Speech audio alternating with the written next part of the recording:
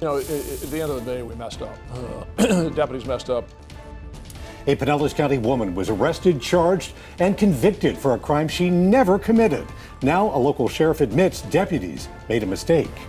And this is 10 Tampa Bay at 6. I'm Dave Wagner. And I'm Carolina Lead. That woman is fighting to get her life back after she was wrongfully convicted. 10 Investigates Jennifer Thomas introduces us to her in a story you'll only see on 10 Tampa Bay. Moments in life I didn't do anything. can't be taken back. I didn't do anything to be arrested. A moment. What you have is you. Oh my God, man. Angela, who we are just calling by her first name to protect her identity, wishes she could forget. I can't sleep at night. These moments all began at a nightclub in Clearwater. I was suggested it was a decent sports bar. She was looking for a waitressing job, but quickly separate! The place wasn't for her. Separate! Stop! You can see her here in this body cam video. In fact, we'll get back to this part of the video in just a minute. I walked back to use the bathroom. The girl burst the door open. The next thing I know, I'm being assaulted.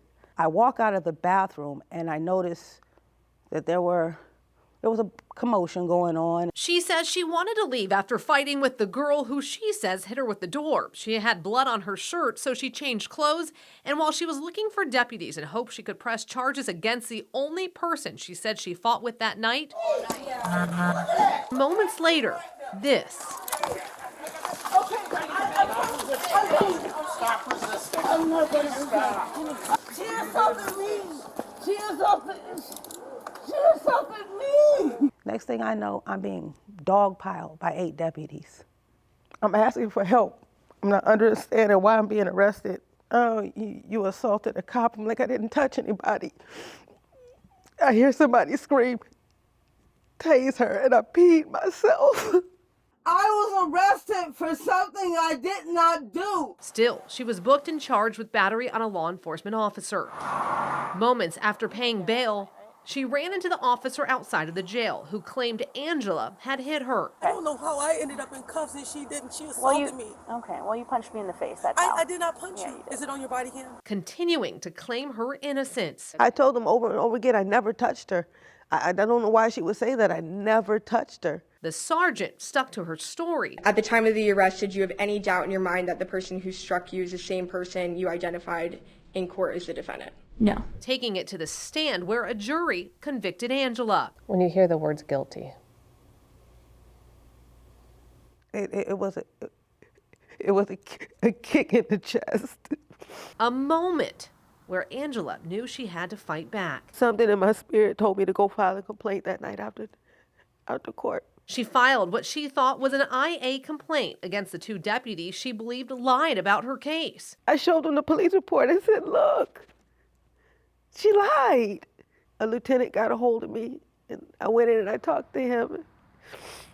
And 28 days later, everything was vacated and overturned. So the big question is, how did we get here? What were the things that stuck out to you after reviewing all the records and all of the video? So we know that Angela was standing in the background of that video. So let's start there. Let's start with the body cam video. Remember when we said video showed Angela standing by the bathroom? It's the same video where the deputy gets punched. If you hit pause and go through the video frame by frame, you see exactly where Angela was when she says the deputy was punched. When you have a situation like this, just to make sure that you're not arresting the wrong person, you're not charging the wrong person, then you're not convicting the wrong person, and you have this video here that should have proved it. Yeah, you know, at the end of the day, we messed up. Deputies messed up. We asked our questions in a one-on-one interview with Pinellas Sheriff Bob Galtieri. Did anybody review body camera that night before she was arrested, accused of hitting Sergeant Robinson, or afterwards?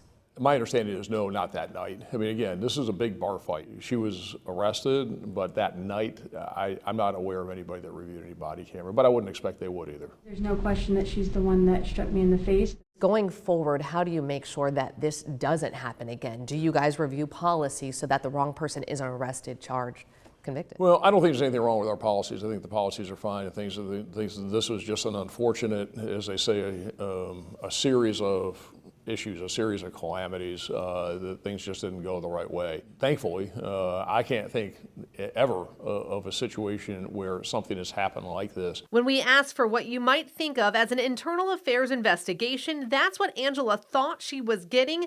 The sheriff told us they did an internal review instead, something he said is more involved. But unlike an administrative investigation, there are no documents regarding a review. We decided to look at it through that lens as opposed to doing it administratively, which we took it actually more seriously than you would take by just sending it to, quote, internal affairs and doing an administrative investigation. This was at a higher level. Do we need to put it in the criminal investigation lane, or do we need to put it in the administrative investigation lane? And the best way to do that is to dissect the body cam video. They did, and realized then the mistake, a mistake the sheriff admits made it too far. I've been doing this a long time. I've never seen that. That's why I say it's an unfortunate one-time situation. I wish that somewhere along the line that somebody had said, whoa, wait a minute, 1 and 1 doesn't make 2 here, something's wrong, that's not adding up.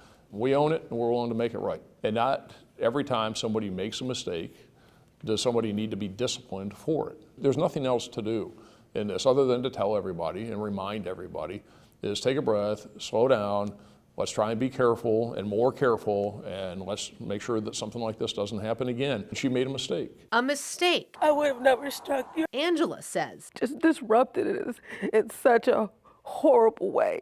Stop resisting. Is a moment she'll never get back. I still have nightmares about that night. According to the nonprofit Equal Justice Initiative, thousands of people have been wrongfully convicted across the country. One of the leading causes of wrongful convictions is mistaken eyewitness identifications. While the sheriff says no change in policy is needed, Angela believes there needs to be a mandatory policy that deputies review body cam after an arrest like this. We also reached out to the state attorney's office, but the attorney on this case no longer works there. Jennifer Titus, 10 Investigates.